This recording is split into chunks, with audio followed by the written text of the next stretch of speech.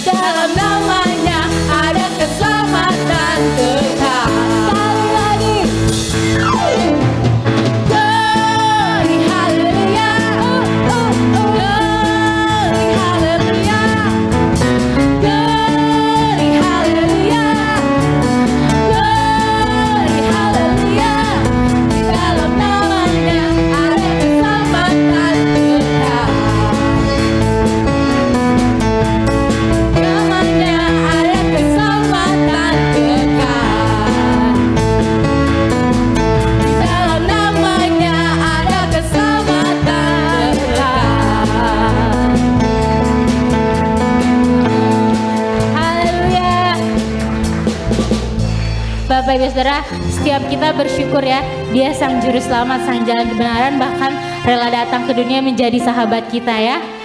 Berapa banyak yang bersyukur dan bersuka cita? Kita punya Allah yang hebat. Haleluya.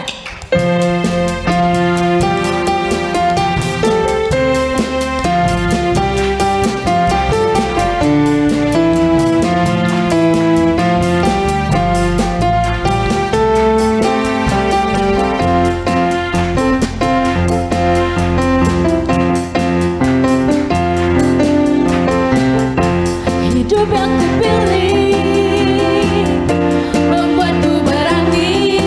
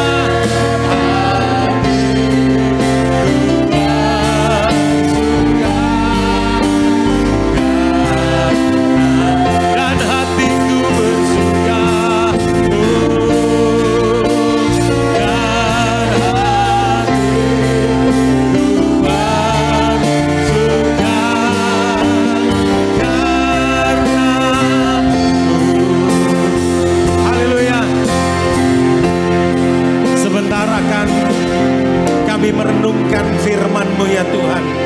Dan biarlah firman-Mu itu berbicara kepada kami semua.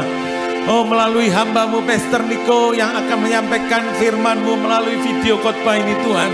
Tuhan, Engkau berbicara pribadi lepas pribadi. Juga nanti sebentar kami akan bersekutu dengan tubuh dan darah-Mu ya Tuhan. Engkau mengurapi kami semua. Saat kami bersekutu dengan tubuh dan darah-Mu Tuhan, Engkau memberkati kami, yang sakit disembuhkan, yang susah dihiburkan, yang ada masalah Tuhan selesaikan secara ajaib.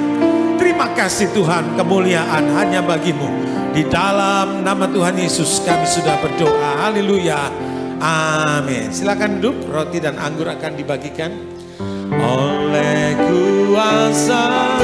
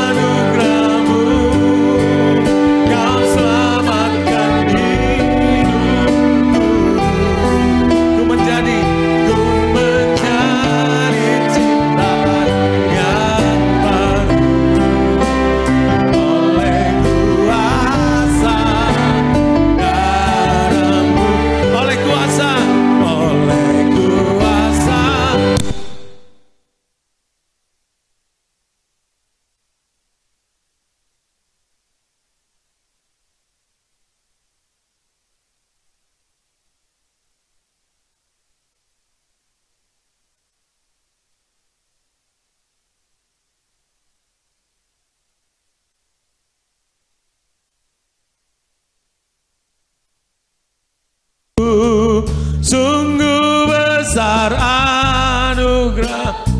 Amin. Selamatkan hidupku. Amin. Ku menjadi ciptaan yang baru oleh kuasa darah-Mu, oleh kuasa darah-Mu, oleh kuasa darah-Mu.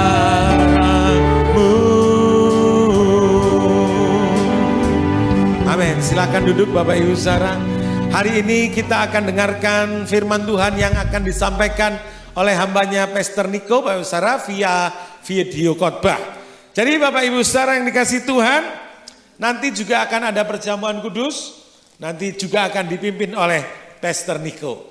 Ya saudara, walaupun beliaunya nggak hadir saudara, tapi mari kita bersikap ya. Hadirat Tuhan Allah ada di tengah-tengah kita. Amin. Haleluya. Sudah siap Samuel? Baik, puji Tuhan, Tuhan Yesus memberkati kita semua.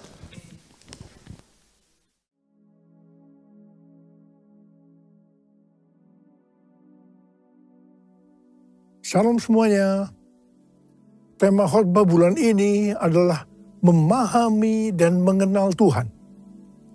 Yeremia 9 ayat 23 dan 24 berkata, beginilah firman Tuhan, janganlah orang bijaksana bermegah karena kebijaksanaannya.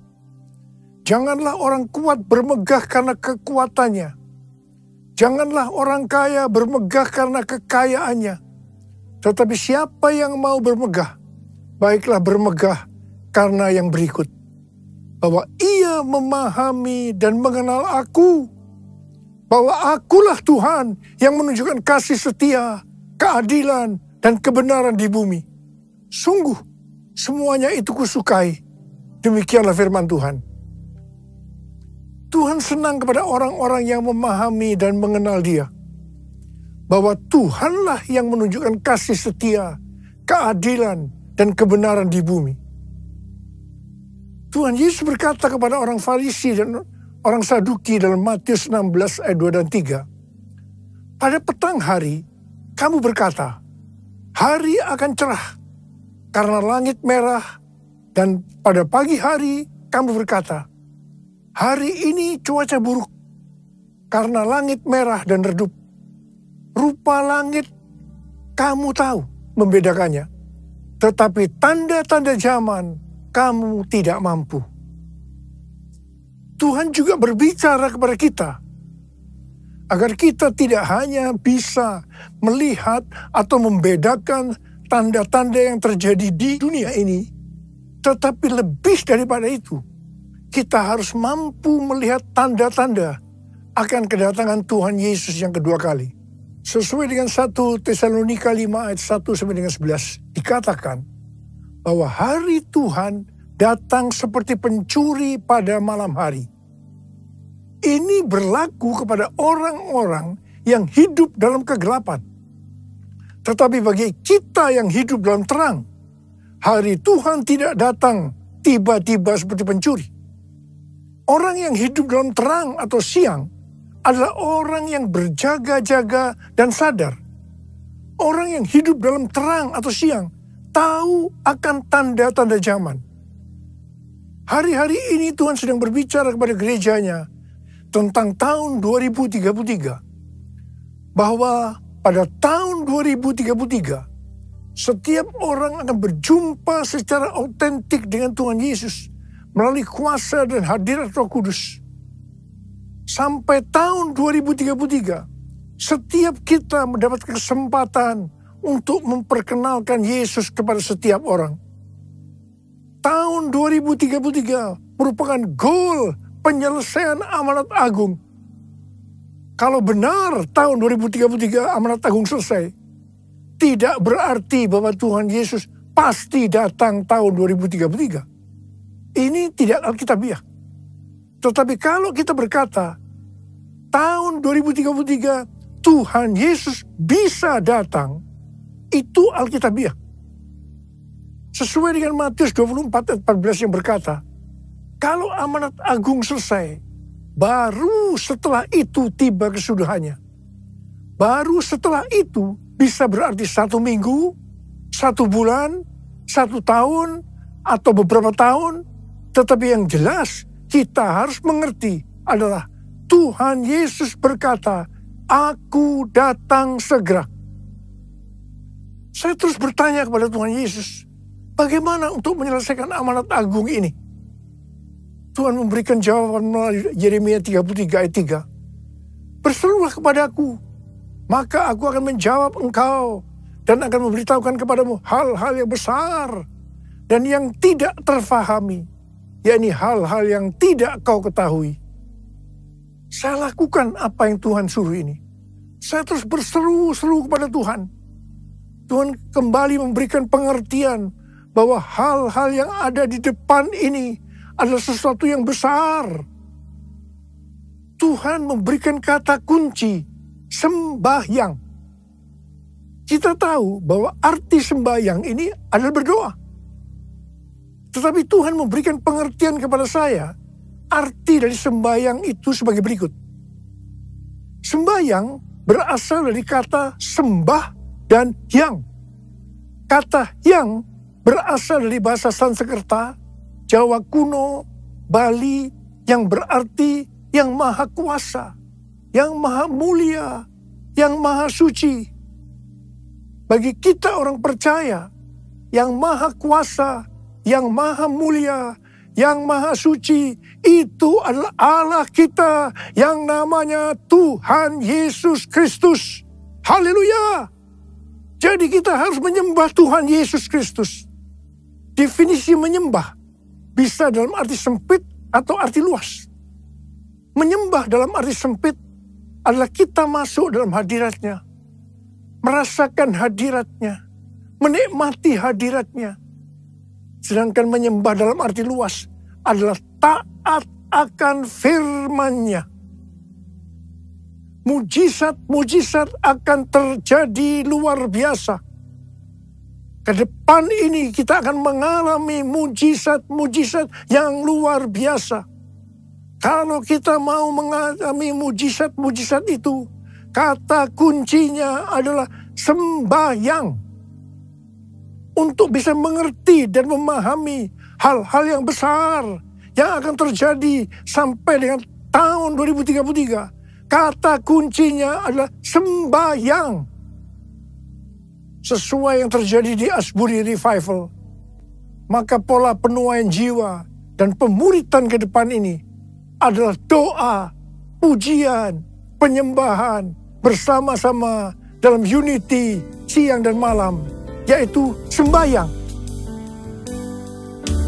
Who is like you, Lord, in all the earth? Massive love and beauty, endless world. Nothing in this world can satisfy. Jesus, you're the cup that won't run dry. Your presence is heaven to me.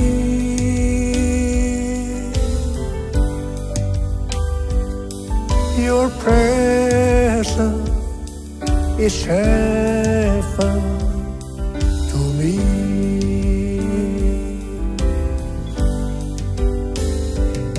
Your presence is heaven to me.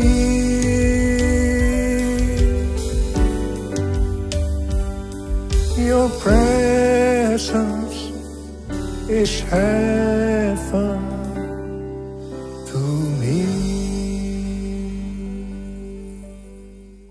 Pada tanggal 3 sampai dengan 6 Oktober 2023, ada acara WPA atau World Prayer Assembly di Perth, Australia.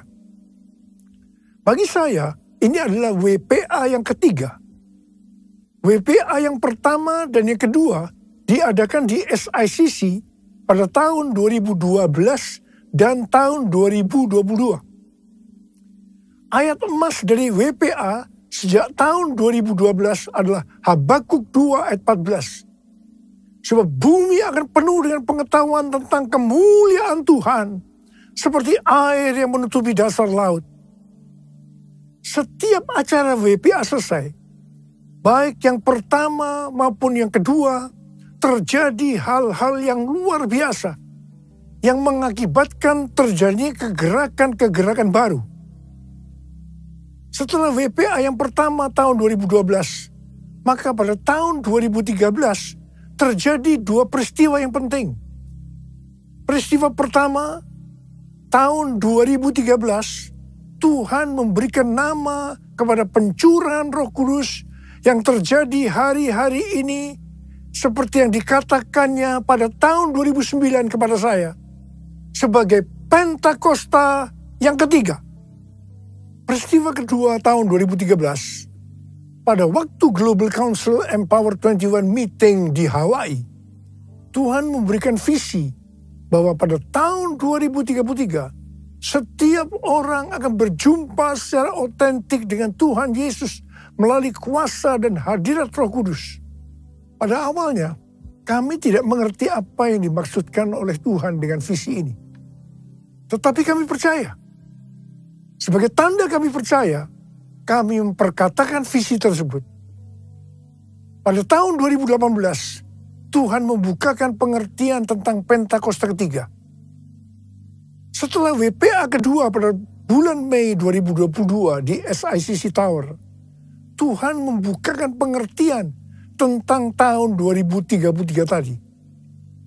Waktu WPA yang kedua, ada 3 hamba Tuhan yang berbicara tentang hal yang sama tentang tahun 2033. Yang pertama, Billy Wilson yang mewakili aliran Pentakosta. Yang kedua, Rick Warren yang mewakili Baptis. Dan yang ketiga, Nicky Gamble yang mewakili Anglican. Ketika saya mendengarkan mereka berbicara, maka Tuhan memberikan pengertian kepada saya. Dan saya berkata, I got it! I got it! Setelah itu ada konferensi Empower 21 di Amsterdam yang temanya Everyone. Ini dapat diartikan bahwa setiap orang akan mendapatkan kesempatan untuk berjumpa secara otentik dengan Tuhan Yesus melalui kuasa dan hadirat Roh Kudus pada tahun 2033. Setiap kita mendapatkan kesempatan untuk memperkenalkan Yesus kepada setiap orang sampai tahun 2033. Pada tanggal 3 sampai dengan 5 Juli 2024 di SICC akan diadakan Empower 21 Everyone Asia 2024, Reaching Every Person on Earth. Saya percaya ini akan merupakan trigger untuk kegerakan next gen secara global. Hal-hal itulah yang terjadi setelah WPA pertama dan WPA kedua. WPA ketiga di Perth telah berakhir dengan lawatan yang luar biasa untuk next gen. Saya percaya akan terjadi kegerakan-kegerakan yang lebih dahsyat yang merupakan kelanjutan dari kegerakan yang terjadi sekarang ini sampai dengan tahun 2033. Pesan yang Tuhan berikan kepada kita adalah supaya kita menjaga agar doa, pujian, dan penyembahan kepada Tuhan tidak berhenti. Kita harus menjaga api doa itu terus naik ke hadapan Tuhan. Jadikan aku, Tuhan, rumah doamu, agar semua suku bangsa datang menyembahmu. Jadikan aku, Tuhan, rumah doamu, agar semua suku bangsa datang menyembahmu. Agar semua suku bangsa datang menyembahmu.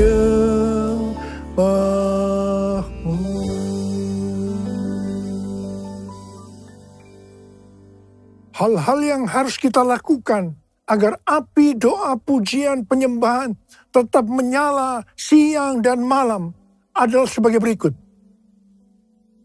Imamat 6 ayat 12 dan 13 berkata, api di atas mezbah itu harus dijaga supaya terus menyala. Jangan dibiarkan padam. Setiap pagi imam harus menaruh kayu di atas mezbah, mengatur kurban bakaran di atasnya, dan membakar segala lemak kurban keselamatan di sana.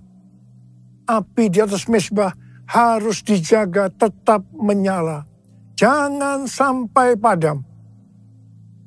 Tuhan mau agar umat kepunyaannya, imamat yang rajani, yaitu kita-kita ini semua, menjaga api doa tetap menyala.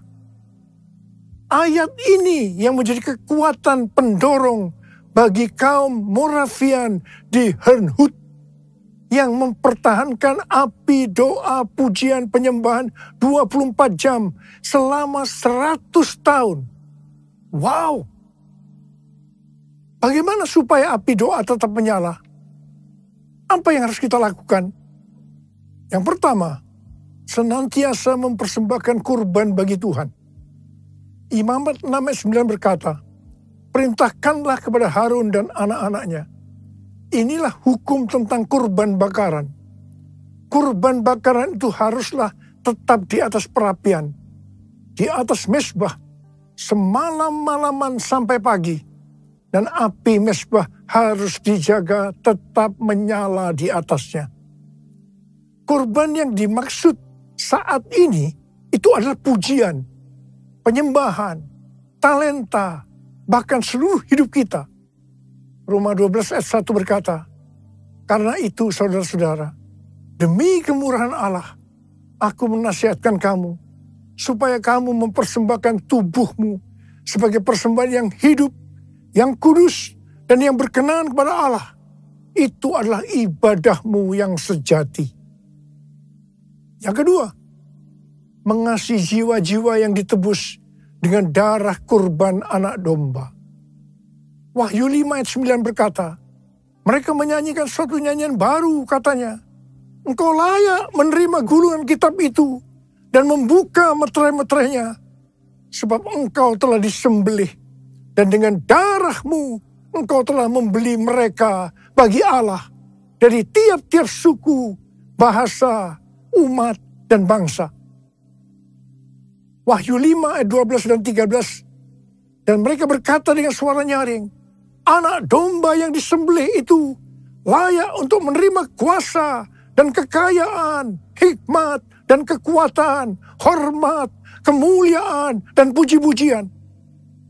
Lalu aku mendengar semua makhluk yang di sorga dan di bumi dan di laut dan semua orang yang ada di dalamnya berkata, bagi Dia yang duduk di atas tahta dan bagi anak domba adalah puji-pujian, hormat, kemuliaan, dan kuasa sampai selama-lamanya. Haleluya! Sebagai penuai di akhir zaman, kita harus bergairah dengan ladang tuaian yang telah menguning. Sesuai dengan pola surgawi dalam Wahyu 5 ayat 9-13, api doa kita akan selalu menyala setiap kali mengingat darah anak domba yang telah disembelih menebus tuaian dari setiap suku dan bangsa. Yang ketiga, hanya mengandalkan api Tuhan. Imamat 9 ayat 24 berkata, keluarlah api dari hadapan Tuhan, melahap kurban bakaran dan seluruh lemak di atas mezbah. Tatkala seluruh bangsa itu melihatnya, bersorak-sorailah mereka, lalu sujud menyembah. Api yang melahap kurban datang dari Tuhan, bukan dibuat oleh manusia. Jangan coba-coba menyalakan api asing, yaitu lewat kedagingan atau kekuatan sendiri. Yang keempat, menyingkirkan abu dari mezbah. Imamat 6 ayat 10b berkata, iya, imam harus mengangkat abu yang ada di atas mezbah sesudah kurban bakaran habis dimakan api dan menaruhnya di samping mezbah. Menyingkirkan abu dari mezbah berarti kita menjaga hati tetap murni dan hidup berintegritas. Yang kelima, menaruh kayu di atas mezbah. Imamat 6 ayat 12b berkata, setiap pagi imam harus menaruh kayu di atas mezbah, mengatur kurban bakaran di atasnya, dan membakar segala lemak kurban keselamatan di sana. Kayu berbicara tentang bahan bakar yang menyalakan api rohani dalam hidup kita. Seperti bertekun dengan sehati dalam doa bersama-sama, bersekutu, membaca Alkitab. Yang keenam, mengatur kurban. Imam 6 ayat 12b berkata, setiap pagi imam harus menaruh kayu di atas mezbah, mengatur kurban bakaran di atasnya, dan membakar segala lemak kurban keselamatan di sana. Kurban tidak boleh sembarangan dipersembahkan, melainkan harus lewat pengaturan ilahi atau polanya Tuhan. Tuhan menyatakan polanya bagi gereja lewat tuntunan Roh Kudus, pelayanan 5 jawatan, dan teladan Bapak Rohani. Kita juga tidak boleh mengatur-atur kegerakan Roh Kudus. Yang ketujuh, membangkitkan next gen. Imamat 6 ayat 9 berkata, perintahkanlah kepada Harun dan anak-anaknya. Inilah hukum tentang kurban bakaran. Kurban bakaran itu haruslah tetap di atas perapian, di atas mezbah, semalam-malaman sampai pagi. Dan api mezbah harus dijaga, tetap menyala di atasnya. Perintah untuk menjaga api harus diteruskan dan diimpartasikan kepada generasi berikutnya. Pola ini juga terlihat di Pondok Daud, di mana Heman, seorang pemimpin pujian yang ditunjuk Daud, memimpin dan menyertakan anak-anaknya dalam pelayanan pujian. Dalam 1 Tawarikh 25 ayat 6 dikatakan, di bawah pimpinan ayah mereka, mereka sekalian bernyanyi di rumah Tuhan dengan diiringi simbal, gambus, dan kecapi untuk ibadah di rumah Allah dengan wewenang raja. Mari, sekali lagi saya mau katakan kepada saudara, bahwa kita harus menjaga api doa pujian, penyembahan dalam unity siang dan malam jangan sampai padam. Dan kita akan melihat, memahami, dan mengenal hal-hal besar yang Tuhan sediakan bagi kita. Yang percaya katakan amin. Mari katakan bersama saya. Jesus, I believe in you. Jesus, I belong to you. You're the reason that I live, the reason that I sing. Jesus, I believe in you. Jesus, I belong to you. You're the reason that I live, the reason that I sing with all I am. I will worship you. Angkat tangan saudara. I will worship you. I will worship you, Jesus. Jesus.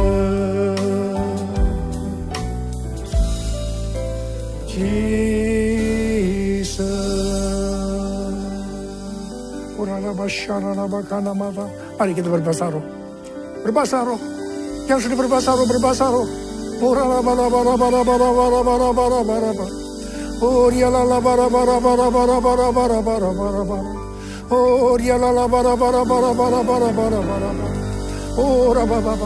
Curahkan pengurapan-Mu buat kami, Tuhan. Curahkan pengurapan-Mu buat kami, ya Tuhan. Kau melihat anak-anak-Mu sedang mengangkat tangan mereka di hadapan Tuhan. Pengurapan-Mu turun ke atas kami semua. Terima pengurapan Tuhan, terima. Oh, terima kasih Tuhan. Terima kasih Bapa, terima kasih. Terima kasih. I will worship you. I will worship you. I will worship you, Jesus. Jesus. Jesus.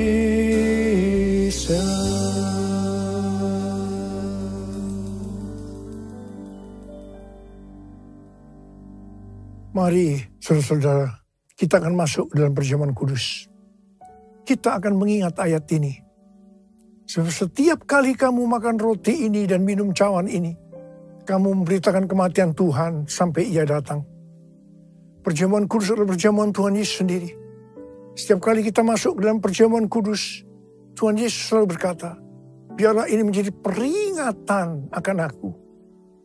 Biarlah ini menjadi peringatan akan aku. Karena itu mari arahkan hati kita kepada kebaikan Tuhan. Kita akan mengingat kebaikan Tuhan. Supaya kita lebih mengasihi Tuhan Yesus.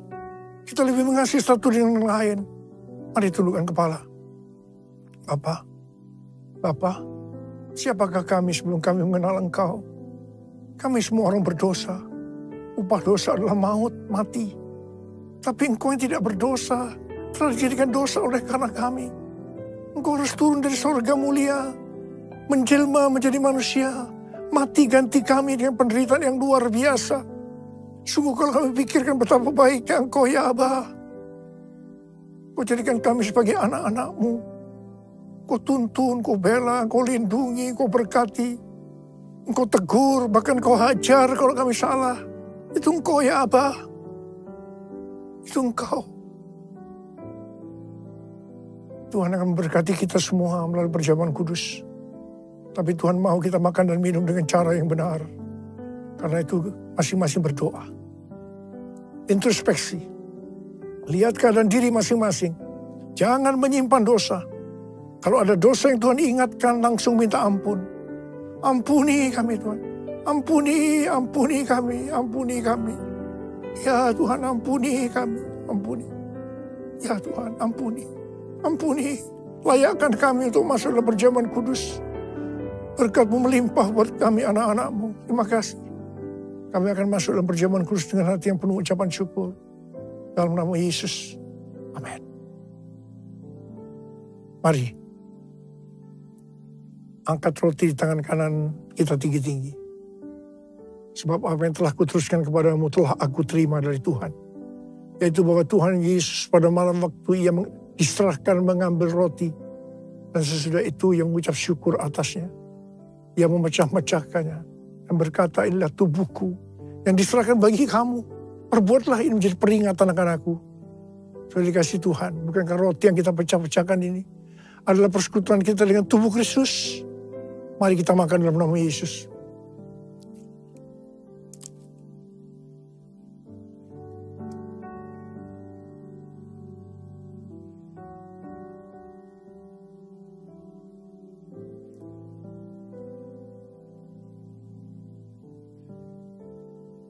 Angkat cawan di tangan kanan kita tinggi-tinggi. Demikian juga ia mengambil cawan sesudah makan lalu berkata, cawan ini adalah perjanjian baru yang dimeteraikan oleh darahku. Perbuatlah ini setiap kali kamu meminumnya menjadi peringatan akan aku. Sudah dikasih Tuhan, bukankah cawan pengucapan syukur? Yang atasnya kita ucapkan syukur adalah persekutuan kita dengan darah Yesus. Mari kita minum dalam nama Yesus.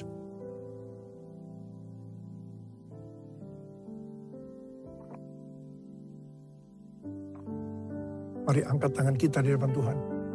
Ucapan syukur dan terima kasih. Dengan suara jangan diam. Tuhan, terima kasih ya Tuhan. Terima kasih ya Tuhan, terima kasih ya Tuhan. Terima kasih ya Tuhan, terima kasih. Terima kasih ya Abba, terima kasih. Bala-bala berkati anak-anak-Mu. Berkatilah anak-anak-Mu. Saat ini Kau sedang menyembuhkan yang sakit. Membebaskan yang terikat. Engkau menghibur yang susah. Engkau menguatkan yang lemah. Engkau memberikan pengharapan-pengharapan yang baru. Bagi yang datang dengan keadaan putus pengharapan. Tuhan, terima kasih. Terima kesembuhan. Terima.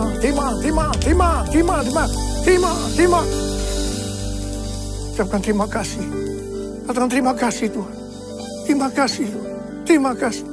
Terima kasih Yesusku. Terima kasih Yesusku. Puji syukur hanya bagi Tuhanku. Terima kasih Yesusku. Terima kasih Yesusku.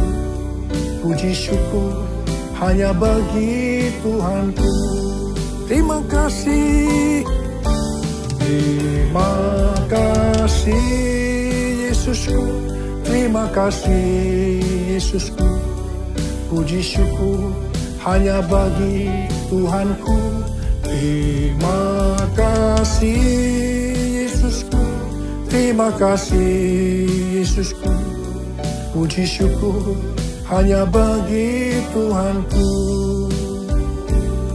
Puji syukur hanya bagi Tuhanku. Puji syukur hanya bagi Tuhanku.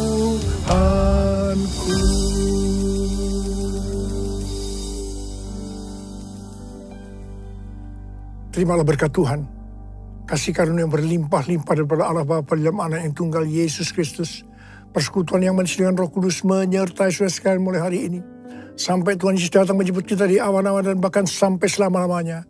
Yang percaya bersama-sama katakan, amin.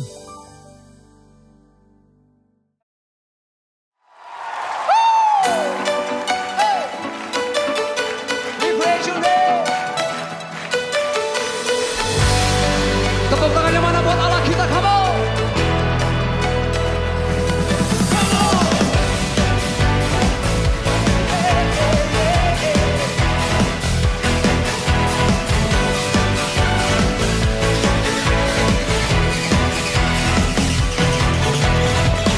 Pelukis cakrawala